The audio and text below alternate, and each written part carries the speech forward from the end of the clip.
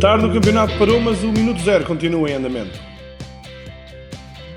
Nesta edição vamos olhar para a agenda do fim de semana, como habitual, que inclui a recepção de Portugal à Letónia, mas também jogos como França-Suécia ou Inglaterra-Escócia. Além disso, vamos apresentar-lhe uma estatística sobre a média de idades do Campeonato Nacional. Depois da dupla Chapa 6 na anterior paragem, desta vez há apenas um jogo para a equipa de Fernando Santos. No Algarve, onde Portugal nunca perdeu, o adversário é a Letónia e o histórico é claro. Portugal venceu sempre os letões, que têm 3 pontos em 3 desafios até agora. A seleção tem estado a ser acompanhada na cidade do futebol pelos jornalistas Andreia Brites Dias e Rodrigo Coimbra, que nos contam como se vai preparando a equipa de Fernando Santos. A equipa de Fernando Santos concentrou-se esta segunda-feira na unidade hoteleira em Cascais, onde Renato Sanches foi o primeiro jogador a chegar a essa mesma concentração. Terça-feira arrancou na cidade do futebol a preparação para este duelo com a Letónia, com treinos bidiários e conferências de imprensa de antevisão ao encontro. Apenas André Gomes falhou o primeiro treino desta preparação. O internacional português ficou no ginásio a fazer trabalho de recuperação e rapidamente Fernando Santos pôde contar com as 24 armas disponíveis então para esta partida. Já o capitão Cristiano Ronaldo, que renovou nos últimos dias com o Real Madrid, participou também em algumas iniciativas também na cidade do futebol. A seleção nacional parte esta sexta-feira rumo ao Algarve, onde amanhã terá ainda uma sessão de trabalhos e depois Fernando Santos fará a antevisão a esta partida. Agora olhemos outros jogos em destaque este fim de semana.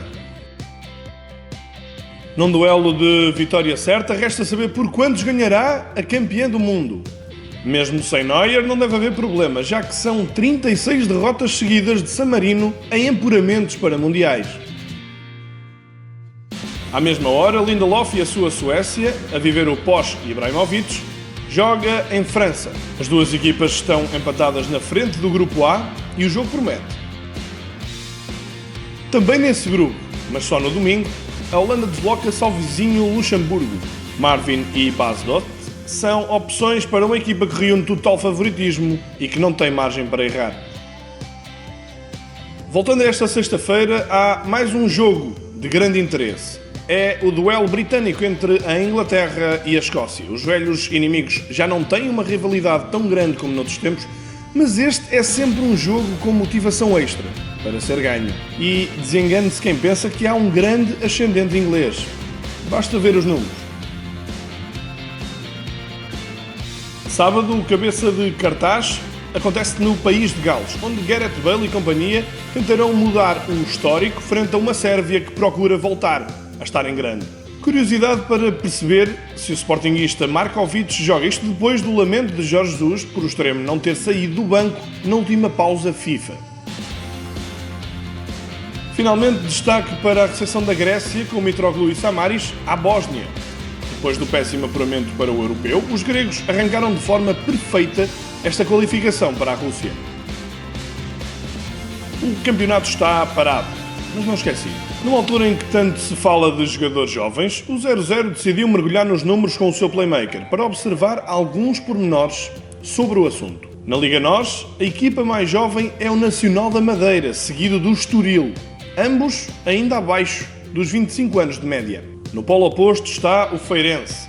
A equipa de José Mota situa a sua média de utilizados nos 27,64 anos. Em relação ao que se verificava há um ano, por esta altura, há uma alteração muito considerável. O Benfica passou de equipa mais velha para a terceira mais nova, o que ilustra bem a referida aposta no Seixal.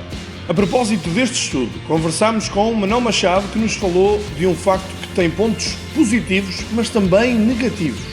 A casuística não tem nada de propositado, né? Deixa-me satisfeito na medida que criar espaço para que os jovens possam começar uma carreira é sempre positivo e na fase da vida que atravessamos ainda é mais porque o grau de dificuldade para se começar o que quer que seja está crescido. Se por um lado fico satisfeito em poder dar espaço a novos jogadores que se vão afirmando, por outro lado também sei que isso não é de graça, né? tem de facto um preço. Por fim, os remates da semana. Ao ângulo atirou Cristiano Ronaldo. Assinou um novo contrato com o Real Madrid, é o desportista mais bem pago do planeta e, segundo a revista Forbes, é a quarta celebridade mundial que mais vale, 160 milhões de euros. Na recarga aparece Manuel Machado, pelo que vimos anteriormente. A época não está a ser perfeita, longe disso, mas o treinador mostra que não tem receio de apostar nos jovens. Um golo interessante. Ao lado atiram os túneis. A história mais recente aconteceu em Alvalade, onde elementos do Sporting e Aroca se envolveram numa situação que nada abona a favor do espetáculo. Mais do que culpados e inocentes, importa que tal não se repita, seja em que estádio for. E é tudo por esta semana. Fique com o plano dos melhores jogos para os próximos dias e até à próxima.